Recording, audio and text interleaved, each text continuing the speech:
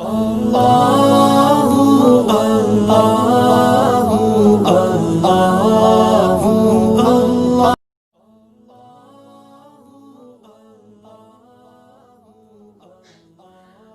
alaikum wa rahmatullahi wa barakatuh. Dear brothers and sisters, welcome back once again to my channel.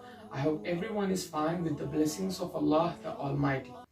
Dear brothers and sisters, in our last video we have talked about how Ibrahim salam fell into a problem with the king, where the king wanted to marry his own wife for satisfying his own desire, and how Allah the Almighty saved him and his wife from such a big problem.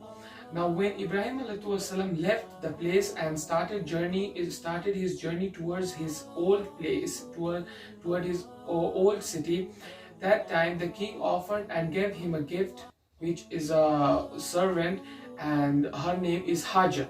Now, as Ibrahim ﷺ did not have any child of his own, and so because of this reason, Sarah ﷺ, Ibrahim ﷺ's wife, told him to marry Hajar and get a child. And at the age of 83, when Ibrahim ﷺ of the age 83, he was blessed by a son named Ismail ﷺ. He was also a prophet.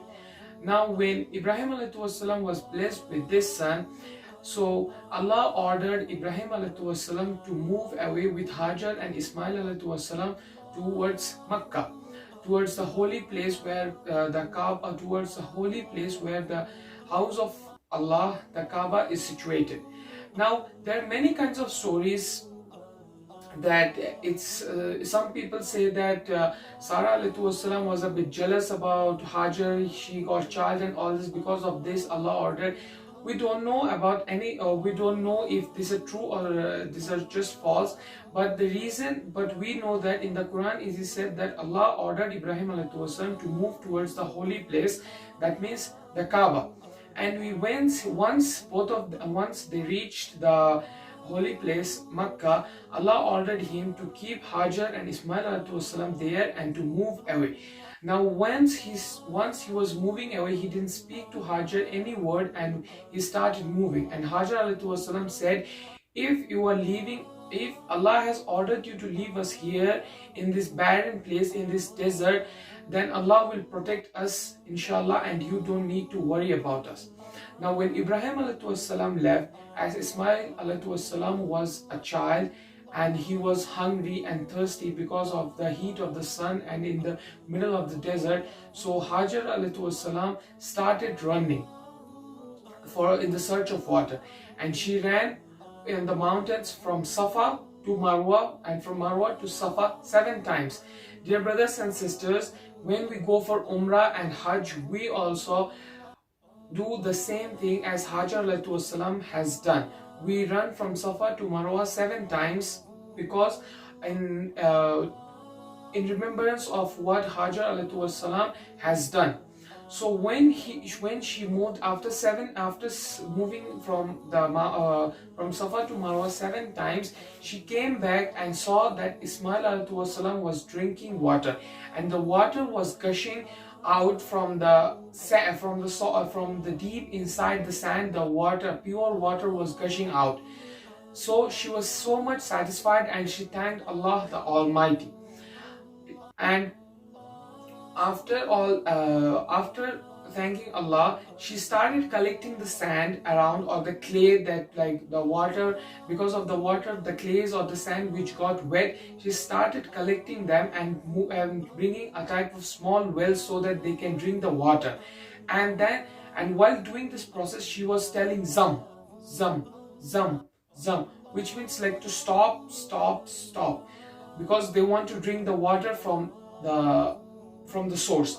So once she was telling this zam, zam, zam, and made a well, that's why the water is called zam zam, the water zam zam. And this well is still running throughout until the day of judgment. This water will keep on gushing out of the sand. This is one of the niyamah of Allah the Almighty in this world, and all the Muslims and all around the world, the Muslims drink water from this whenever they go to Hajj and Umrah. Also, this water are supplied to different kinds of to different parts of the world. Now, once they built a well and vegetation started they started cultivation and living there. So caravans used to move, and when caravans and many people of trades, merchants used to move through this place, they used to search for water. And because of this water, the birds started flying around it and started drinking water. So once the clan of Jurhum, those people were traveling through the desert, and they found out that a flock of birds were traveling or like crowded around a place. So they understood that there's might be some source of water or something might be there. And once they ran there, once they sent a person there, and they found out that there is a lady and a child, and a well of water found is situated in that place.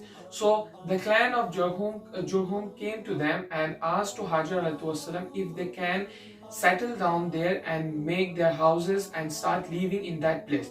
So Hajar ﷺ told that you can, but on one condition, that this well belongs to us. We are the owner of this well. You can drink from it, you can use it, but we are the owner of this well. So in this way, the clan of Jurhum started living there, and they brought up Ismail ﷺ. They started teaching him and all this kind of and the life started normally for Hajar and Ismail ﷺ. And after time passed, Ibrahim ﷺ used to come to visit Ismail ﷺ and his wife Hajar, and this way it moved on. Now, one incident happened in life of Ibrahim ﷺ is that when he visited Makkah, he saw in his dream that he was slaughtering his own son Ismail ﷺ. At the age of 83, he got his son Ismail and he was slaughtering him. This was the dream. So he was very much confused. So that's why he went to Ismail ﷺ and shared with him this dream. And Ismail ﷺ, without any word, told that, Father, what you have been ordered by Allah the Almighty, do it, and you will find me, and I will accept it, because it's the order of Allah the Almighty, and you are a prophet, and none of the dreams that prophets see or any prophet see are false. These are the dreams that Allah says them something to do. So when Ibrahim ﷺ was very much happy because his son Ismail ﷺ accepted it, and and he laid down Ismail ﷺ, and Ismail ﷺ told Ibrahim ﷺ to tie his eyes, so that when he slaughters him, that he doesn't feel the pain, or he doesn't so no one stops him, or his feelings or emotions doesn't stop him from doing what Allah has ordered him to do. And while doing this, when he was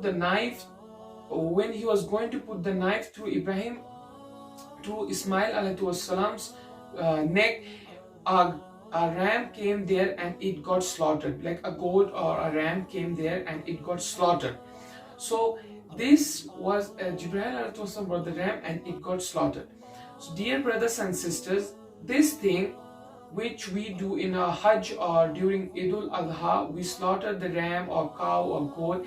This is actually for the remembrance of what Ibrahim ﷺ has done because Allah has ordered him to do. He didn't ask any questions to Allah that after a long time I got this son, why I'm doing all this. He didn't do any kind of questionings. He just went straight towards what Allah has ordered him to do.